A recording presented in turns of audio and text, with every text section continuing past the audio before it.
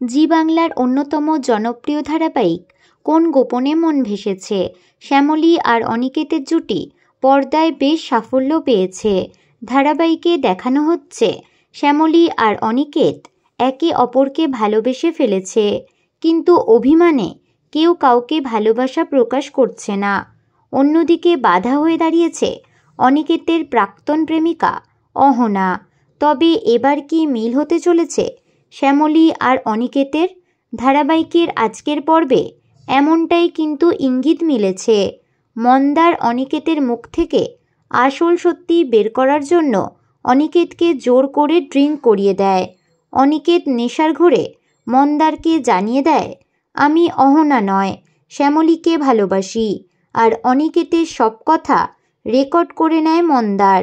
তাহলে কি মন্দার ঘুচাবে শ্যামলী আর অনিকেতের মধ্যে দূরত্ব? তো বন্ধুরা, আপনারা কতটা এক্সাইটেড কমেন্টে অবশ্যই জানাতে পারেন।